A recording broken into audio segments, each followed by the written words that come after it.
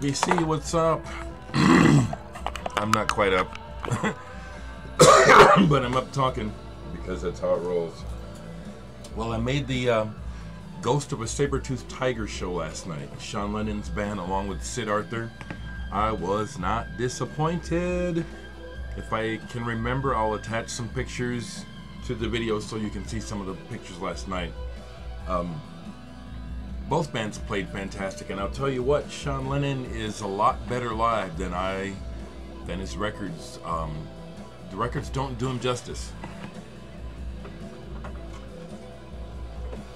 He is a real musician, and he is in it for the music.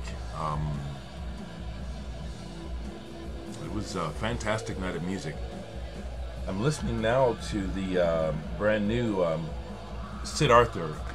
Hung out with Sid Arthur before and after the show. Great young guys. Vibed up with the guys big time. This is their new album. Let me see. Sound Mirror. Of course, you know, the obligatory full band signatures. On the newly reactivated Harvest label. This band is badass, and I will actually just increase the fervor of my championing this band. This is the kind of thing that excites me. The band is very fresh and original. They really are from Canterbury. The two main the two brothers, Liam and Joe, are brothers, and they really are from Canterbury, where Soft Machine and all that prog group music started, and it's that flavor is in their music, consciously so, you know, by their own admission, among other things. I really like this. I also got their first album on vinyl.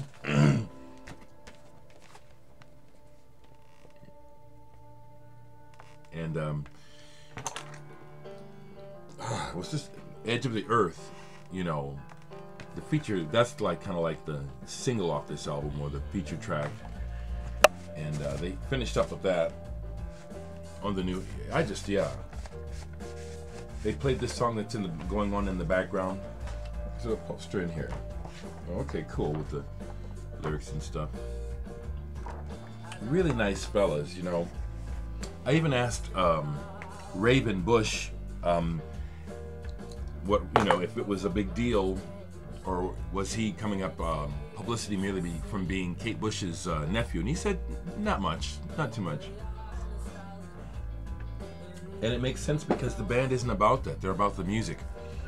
You know, in the videos that I had seen of Sid Arthur before seeing them, I was impressed with Raven's violin playing, but he primarily played electric mandolin last night. Whoa. Some things that you think is guitar, it's electric mandolin. Wow. Wow. This is a great song, and they played the shit out of this last night.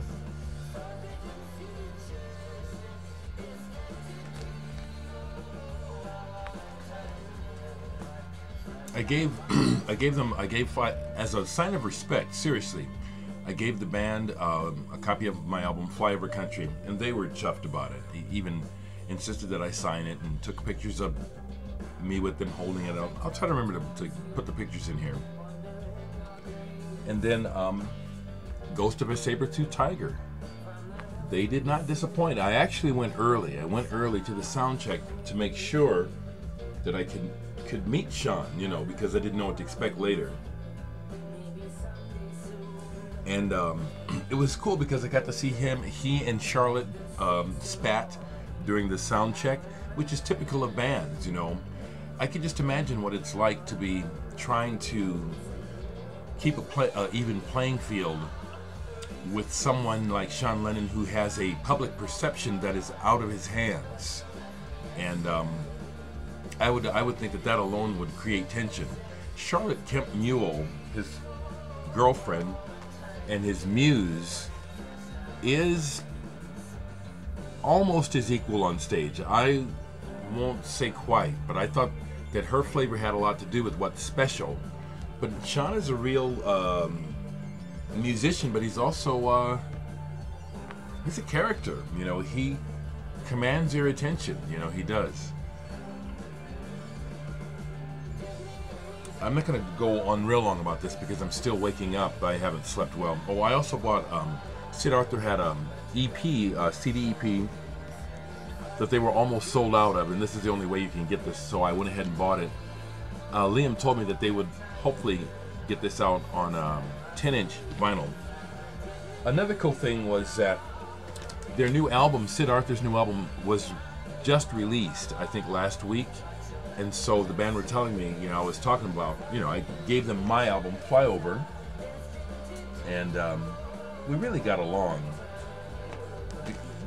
mainly because of the power of music. But I gave them a copy of my album, and they were enthusing about how beautiful it looks and everything, and I was just agreeing that, there's just something about dropping the needle on a record when you make music. And they said, we haven't had the pleasure yet. We haven't dropped the needle on our new album yet, so you get to do it before we do. And I told them, isn't that something? I'm gonna needle drop your shit before you do. And we just had a great laugh about it. Here's the inner sleeve, actually. Harvest. Back. Somebody's bought the label and it's back. The evening on a lot of levels was just fantastic. So many people came out that I know that don't go to shows anymore, a lot of old folks. And they all admitted it was because I had put the word out on social media that Sean Lennon, the son of John and Yoko, was coming to Omaha. And even though I like the music, damn it, this is significant, when you think about the history of rock music.